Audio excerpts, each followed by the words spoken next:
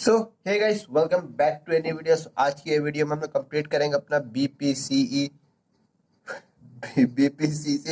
109 unit 2 मानव विकास परिप्रेक्ष्य एक या प्रथम या वन मनोगतिक और मनोसामाजिक विकासात्मक कार्य सिद्धांत। तो इसको देखो, थोड़ा समझ लो क्या है ये। तो मानव विकास से संबंधित अनेक महत्वपूर्ण दृष्टिकोण जो कि हम लोग पढ़ चुके हैं अथवा सैद्धांतिक स्थितियां हैं।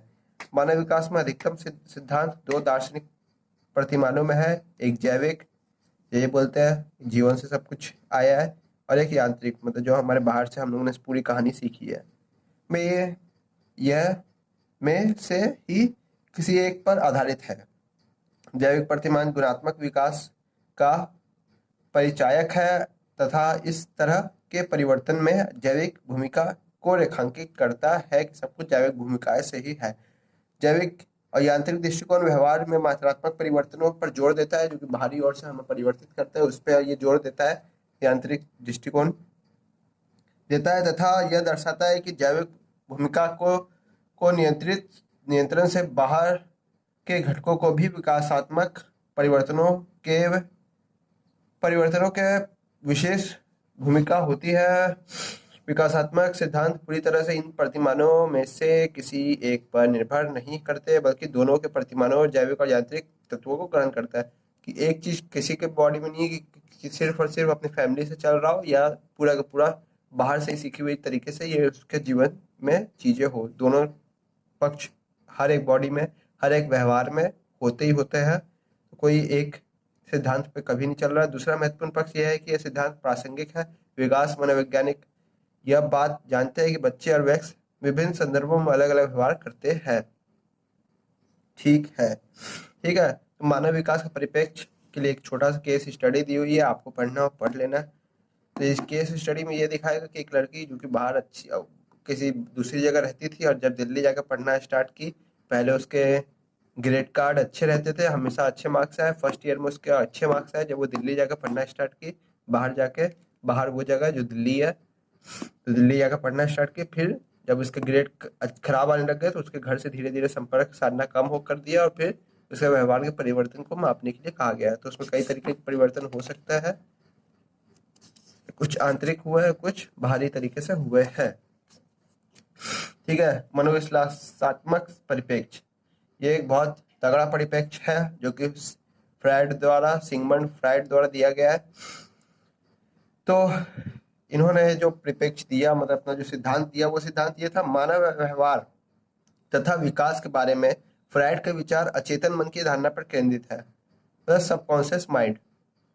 फ्रायड के अनुसार प्रत्येक व्यवहार, इच्छा और विचार मनुष्य के अचेतन मन द्वारा उत्प्रेरित होता है, मतलब बढ़ावा दिया जाता है, तथा मनुष्य को कुछ प्राकृतिक रूप से जैविक उत्तेजनाओं तथा अथवा आवश्यकताएं होती है। जैविक रूप से कि सबकी अपनी अपनी आवश्यकताएं होती है, जो अपनी संतुष्टि के लिए मनुष्य को विवश कर देती है। उदाहरण के लिए, एक रूढ़िवादी समाज में पली पोसी लिखा होना चाहिए, लेकिन पाली पोसी लिखा है। नहीं, पाली पोसी गई लड़की स्वयं ही सभी तरह के व्यवहार करती है और तरह तरह के प्रयोग करती है। एक लड़का जिसे अपनी वार्षिक परीक्षा के लिए ठीक से तैयारी नहीं की हुई होती है, तो मंदिर जाकर मन्नतें मांगता है कि पास हुआ तो चढ़ावा चढ़ाएगा। इस तरह के अनेक उदाहरण हैं जो हमारे जीवन को देखने को मिलते हैं। मतलब क्या देता है, क्या कि मानव व्यवहार में जो हमारा सेकेंडरी मन होता है, वो अच्छे पे ना भी होने पर हमें विवश कर देता है कि अब हम लोग उस तरीके से एक अच्छे तरीके से कर सकते हैं। तो सिगमंड फ्रायड ने जो सिद्धांत दिया, वो इदम, अहम और परा हम का दिया, इड, ईगो और सुपर ईगो का, जो कि हम लोग ने हजारों बार पढ़ा हुआ है। तो इदम सभी छिपी हुई अतृप्त इच्छाओं, सपनों और उत्तेजनाओं का संग्रह है, जो मनुष्य अपने जीवन में महसूस करता है, परंतु उन्हें पूरी नहीं कर पाता। ठीक है। इदम व्यक्तित्व को उन सभी अतृप्त व अधूरी वासनाओं का अपरिपक्व व जैविक हिस्सा है, जो जन्म लेने से लेकर जीवन जीने तक व्यक्ति के मन में उठी होती है। फिर पराहम ही हमें मनुष्य उच्चतम अहंकार पहचान द्वारा अभिव्यक्त की जाने वाली सभी उत्तेजनाओं का इच्छाओं के मामले में संपर्क करता है।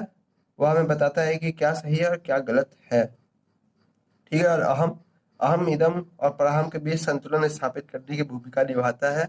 इदम और पराहम के बीच में वास्तविकता के सिद्धांत पर काम करता है। चेतना के 3 स्तरों इदम, अहम और पराहम की व्याख्या करने के लिए प्राय हिमशैक के रूपक 2.2 का प्रयोग किया जाता है, जो कि यहाँ पे पानी में बना हुआ है, जहाँ पे हमारा ईगो और सुपर ईगो कुछ हद तक डूबा हुआ है, ईगो भी कुछ हद तक डूबा हुआ है, और सुपर ईगो तो बहुत ज्यादा डूबा है, और ईड पूरे ही डूबा हुआ है। ठीक है, तो ये है अनकॉन्शियस माइंड, तो ये है अनकॉन्शियस, और ये प्री कॉन्शियस है, और ये है कॉन्शियस। हाँ, कॉन्शियस होता है वो माइंड जो अभी हम बोल रहे हैं, आप सुन रहे हो, या कॉन्शियस में हो आप। अनकॉन्शियस में जो आप अपने पीछे अपने घर की बातें धारणाएं सोच रहे हो, जैसे हम सोच सकते हैं एग्जाम्पल के तौर पे कि कितने बदमाश व्यूअर्स हैं हमारे, लाइक नहीं करते, धीरे से निकल जाते हैं बिना कमेंट किए हुए। ये एक हम बैकग्राउंड में सोच सकते हैं अपने माइंड में पढ़ाते हुए भी। और अनकॉन्शियस माइंड वो होते हैं जो हमें सपने में आते हैं, राह चलते हुए एकाएक कोई गाड़ी तेजी से हमारी ओर आए तो हमें सोचना पड़ेगा कि अच्छा हमें आगे जाना है पीछे जाना है, लेकिन अनकॉन्शियस माइंड वो होता है जो तुरंत बोलता है यहाँ से हटना होता है, जो तुरंत प्रतिक्रिया कर देता है जगह पे, सही जगह पे। वो अनकॉन्शियस माइंड के द्वारा होती है, और सपने देखने में भी इन्हीं का ही हाथ होता है। तो 3 तरीके का होता है। तो फ्राइड में के विकास में मनोलैंगिक अवस्थाओं का भी वर्णन किया। यह विकास 6 अवस्थाओं की होती है। यह 6 अवस्थाएं जन्म से लेकर वयस्क होने तक चलती है, जो व्यक्ति के विकास की व्याख्या करती है। एक सच यह भी है, यदि 6 अवस्थाएं ठीक से नहीं गुजरती तो विकास में बाधा उत्पन्न हो जाती है। जैसे कि बच्चा जैविक रूप से परिपक्व अवस्था में पहुंचता है, उसमें लिबिडो, कामो कामेच्छा, मानसिक ऊर्जा उत्पन्न होने लगती है, जो शरीर के हिस्से से दूसरे हिस्से तक दौड़ती रहती है। कामेच्छा एक अवस्था से चलकर मनोलैंगिक विकास के 5 अन्य अवस्थाओं तक पहुंचती है। यदि बच्चे का पालन पोषण कठोर परिस्थितियों में हुआ है तो बच्चे का विकास किसी खास अवस्था में ही ठहर जाता है, और उससे बच्चे के अंदर का तनाव उत्पन्न होता है, उसे वह मुक्त नहीं हो पाता। मुखावस्था मुक्त होता है यदि, ठीक है, तो इसमें होती है, जिसमें 6 अवस्थाएं दी हुई हैं, जिसे आप पढ़ लेना। मनोविश्लेषणात्मक सिद्धांत इंपॉर्टेंट है, जो कोई ये दिखाया गया कि फ्रायड के अनुसार प्रत्येक व्यवहार, इच्छा और विचार मनुष्य का अचेतन मन द्वारा अप्रेरित होता है, उत्प्रेरित होता है, और मनुष्यों की कुछ प्राकृतिक रूप से जैविक उत्तेजनाएं तथा आवश्यकताएं होती है, जो संतुष्टि के लिए मनुष्य की व्यवस्था कर देती है।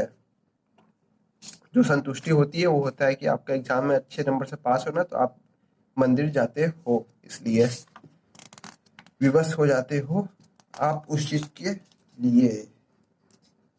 ठीक है, तो फ्रायड की लंबी चौड़ी कहानी पढ़ने के बाद हम लोग आ जाएंगे नव फ्रायडवादी एरिक्सन का मनोसामाजिक सिद्धांत, जो कि तो इन्होंने जो दिया वो सिद्धांत था उनके विरुद्ध में मानी बात है।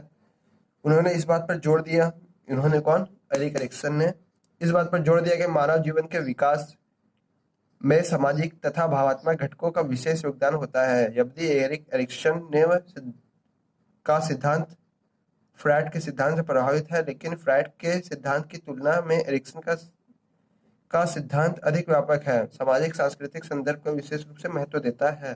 क्या बोला, सामाजिक और सांस्कृतिक रूप से अधिक महत्व देता है, मतलब जो हम समाज द्वारा सीखते हैं उसमें अधिक महत्व दिया जाता है। एरिक्सन ने विकास की 8 अवस्थाएं वाले सिद्धांत का प्रतिपादित किया, जो होता नहीं है यार, 0 से 2 वर्ष की अवस्था, 2 से 4 वर्ष की अवस्था, 4 से 6 वर्ष की अवस्था, उसमें बोलना सीखना चलना, ठीक है, प्रतिपादित किया, जिसमें उनकी पत्नी जो थी, एरिक एरिक्सन की पत्नी जॉन एरिक्सन ने 9वीं अवस्था को जोड़ दिया था। एरिक्सन के अनुसार विकास हर चरण में में द्वंद्व अथवा टकराव की स्थिति होती है, कि आपस में दोनों टकरा सकते हैं। स्वीकृति और अस्वीकृति सकारात्मक और नकारात्मक परिणाम उत्पन्न करती है। पहली अवस्था जो होती है वो 12 से 18 महीने तक होती है, जैसे कि यहाँ पे डायग्राम्स में दिया हुआ है। स्टेज 1, स्टेज 2, स्टेज 8 तक है। जीवन काल के विकास में फ्रायड तथा एरिक एरिक्सन के दृष्टिकोण की तुलना, तो उनमें जो थी उसमें 6 अवस्थाएं थी। 1, 2, 3, 4, 5, 6 होनी चाहिए ना, मैंने तो 5 ही दिया है, 6वीं गायब कर दिया है। फ्रायड की विकास की अवस्थाओं पर केंद्रित विचार, चूसने, खाने और मुंह लगाने काटने की क्रिया, ठीक है, फिर मल को निकालना या रोक कर रखना, ऐसा करते हुए समाज की 100 संबंधी आदतों को सीखना, फिर जननांगों में रुचि, मातृत्व उत्पन्न होना, ठीक है, अपने लिंग वाले पिता या वो माता के साथ पहचान बनाना, यौन चिंताओं की अधिक रुचि नहीं, ठीक है, लैंगिक कार्य में फिर से उभरना तथा परिपक्व यौन संबंध स्थापित करना, ठीक है। और इसमें विश्वास बनाम अविश्वास, स्वच्छता बनाम लज्जा या शंका, पहल बनाम अपराध भावना, परिश्रम बनाम हीनता, पहचान बनाम भूमिका संभाविता, घनिष्ठता बनाम अलगाव।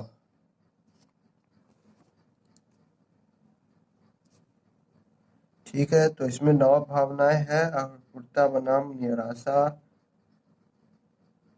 तो इसमें बहुत सारी अवस्थाएं हैं जो कि 6 से 11 वर्ष, 11 से 12 वर्ष, बहुत लंबी समय तक चलते हुए एरिक एरिक्सन ने ज्ञान दिया लंबा चौड़ा। फिर हेविंग्स्ट का विकास का सिद्धांत, तो हेविंग्स्ट जो थे वो पहले वैज्ञानिक नहीं थे, वो रसायन वैज्ञानिक थे और भौतिक वैज्ञानिक के तौर पर, फिर बाद में उन्होंने साइकोलॉजी में फील्ड में अपना पैरा हाथ आजमाया, हाथ पैर जो भी आजमा लिया। कितना देर से ब्लर आ रहा है यार, अभी अभी आया, सब पेज पलटे तब, है ना। ठीक है, तो हेविंगस्ट हेविंगस्ट ने विकास के ऐसे सिद्धांत की स्थापना का श्रेय प्राप्त किया जो विकास को जीवन भर मनुष्य के सांस्कृतिक भूमिकाओं तथा कार्यों की श्रृंखलाओं मानता है, जिनके दौरान मनुष्य सीखता है, ग्रहण करता है और आजीवन उन्हें अन्य के साथ बांटता है। मतलब सांस्कृतिक चीजों पे श्रृंखलाओं, सांस्कृतिक रूप से उन्होंने अधिक भूमिकाओं पर अधिक ध्यान दिया है। हेविग्रस्ट के अनुसार विकास कार्य हुआ है जो जीवन में एक अवधि विशेष में आता है, उसके सफल उपलब्धि बाद में किए जाने वाले कार्यों के दौरान उत्साह व उल्लास देती है और सफलता प्रदान करती है। असफलता व्यक्ति को निराशा और हताशा से भर देती है और यह व्यक्ति भविष्य में अपने अन्य कार्यों में सफलतापूर्वक नहीं कर पाता।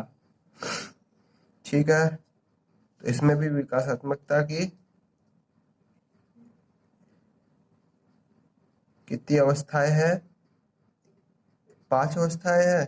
हाँ, इन्होंने पठनीय क्षण के रूप में 5 अवस्थाएं दी, जिनको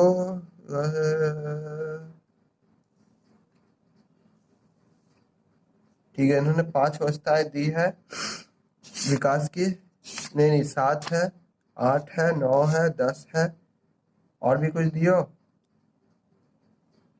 ठीक है, 10 अवस्थाएं दिया है। हेविंगस्टन ने बुद्धि तथा अवकाश प्राप्त करने के बाद, इतना इम्पोर्टेंट है ही नहीं हेविंगस्टन हमारे लिए फ्रायड और एरिक एरिक्सन इम्पोर्टेंट है। फ्रायड भी बहुत ज़्यादा इम्पोर्टेंट है, एरिक एरिक्सन उससे थोड़े कम है। फ्रायड का सिद्धांत आता है मोस्टली एग्जाम्स में, तो ध्यान रखना। और किसी भी तरीके को डाउट और प्रॉब्लम हुआ तो आप समझ सकते हो। मनोविश्लेषण मुख्य तौर से पूछा जाता है, जिसमें इधर लिखा है सिगमंड फ्रायड ने एक शास्त्रीय विचारधारा को जन्म दिया जिसमें चेतन तथा इसके भावनाओं, इच्छाओं और अभिप्रेरणा पर पड़ने वाले प्रभावों पर जोर दिया गया। ठीक है, सर्दी ज्यादा ही है, हमको कभी कभी हो जाती है।